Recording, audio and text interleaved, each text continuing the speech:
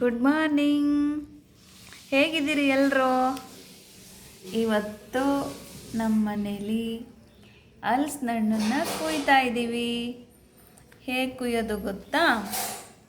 First ಹಣ್ಣನ್ನು ಮಧ್ಯ ಅಂದರೆ ಉದ್ದುದ್ದ ಕುಯ್ಬೇಕು. 2 ಹೋಳು ಮಾಡಬೇಕು. 2 ಹೋಳು ಮಾಡಿದ್ಮೇಲೆ ಅದನ್ನು ಕ್ಲೀನಾಗಿ 2 ಭಾಗ ಮಾಡಿ ಅದನ್ನು ಅದರಲ್ಲಿ ಮತ್ತೆ ಎರಡೆರಡು ಭಾಗ ಮಾಡಿ ಈ ಥರ ಲೇಯರ್ ಬರುತ್ತೆ.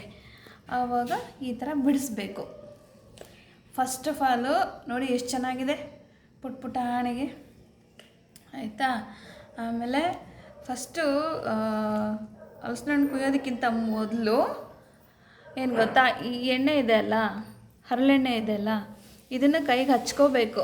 ಕೈಗೆ ಹಚ್ಕೊಂಡು ಈ ಥರ ನನ್ನ ತಮ್ಮ ಕೈಗೆ ಹಚ್ಕೊಂಡು ಕುಯ್ದಿದ್ದಾನೆ, ಎಲ್ಲ ಬಿಡಿಸ್ತಾ ಇದ್ದಾನೆ. ನೋಡಿ ಇಷ್ಟೊಂದು ಹಣ್ಣುಗಳು ಸಿಕ್ಕಿದೆ ನಮಗೆ. ವಾವ್, ಬನ್ನಿ ತಿನ್ನೋಣ ನಮ್ಮ ಮನೆಗೆ. ಸೀಸನಲ್ಲಿ ಎಲ್ಲ ಹಣ್ಣುಗಳನ್ನ ತಿನ್ನಬೇಕು ಅಲ್ವಾ? ಸೊ ಇದು ನೋಡಿ, ಇನ್ನೂ ಎಷ್ಟೊಂದು ಹಣ್ಣುಗಳಿದೆ. ಎಷ್ಟು ಚೆನ್ನಾಗಿದೆ ಅಲ್ವಾ ಅದು?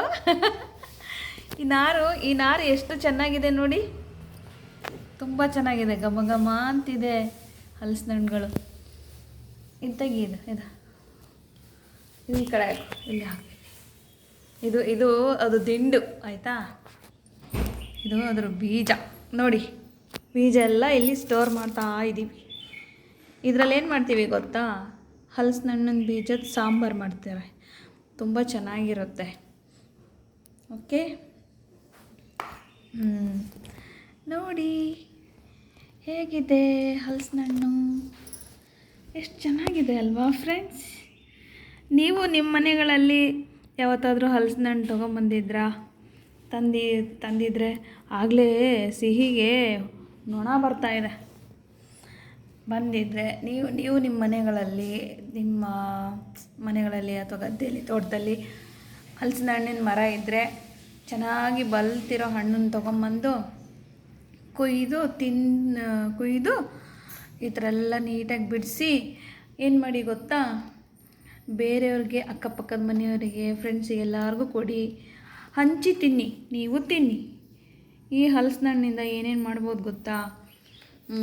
ರಸಾಯನ ಮಾಡ್ತಾರೆ, ಪಂಚಾಮೃತ ಮಾಡ್ತಾರೆ, ಆಮೇಲೆ ಬೀಜಗಳಿಂದ ಸಾಂಬಾರು ಮಾಡ್ತಾರೆ, ಆಮೇಲೆ ದೋಸೆ ಮಾಡ್ತಾರೆ. ಅದರಲ್ಲಿ ಎಸ್ಪೆಷಲಿ ಬ್ರಾಹ್ಮಿನ್ಸ್ ಅಂತೂ ತುಂಬ ಚೆನ್ನಾಗಿ ಅಡುಗೆಗಳನ್ನ ಮಾಡ್ತಾರೆ ಇದರಿಂದ. ನೋಡಿ ಹೇಗಿದೆ, ಬಾಯಲ್ಲಿ ನೀರು ಬರ್ತಾ ಇದೆ ಅಲ್ವಾ? ಯಾವ ಥರ ಗೊತ್ತಾ? ಈ ಥರ ಕಟ್ ಮಾಡಬೇಕು ಅದನ್ನು ಬಿಡಿಸ್ಬೇಕಂದ್ರೆ. ಓಕೆ, ನಿಮಗೆ ನೋಡ್ತಾ ಇದ್ರೆ ತಿನ್ನಬೇಕು ಅಂತ ಅನ್ನಿಸ್ತಾ ಇದೆ ಅಲ್ವಾ? ಏನು ಮಾಡೋದು, ನೀವೆಲ್ಲ ಪಕ್ಕದಲ್ಲೇ ಇದ್ದಿದ್ರೆ ಎಲ್ಲರಿಗೂ ಒಂದೊಂದು ಹಲಸಿನ ಹಣ್ಣನ್ನು ತೊಳೆ ಕೊಡ್ತಾ ಇದ್ದೆ. ತಿನ್ನಿ, ಹೇಗಿದೆ ರುಚಿ ನೋಡಿ ಅಂತ. ವಾವ್, ಸಾಕತ್ತಾಗಿದೆ,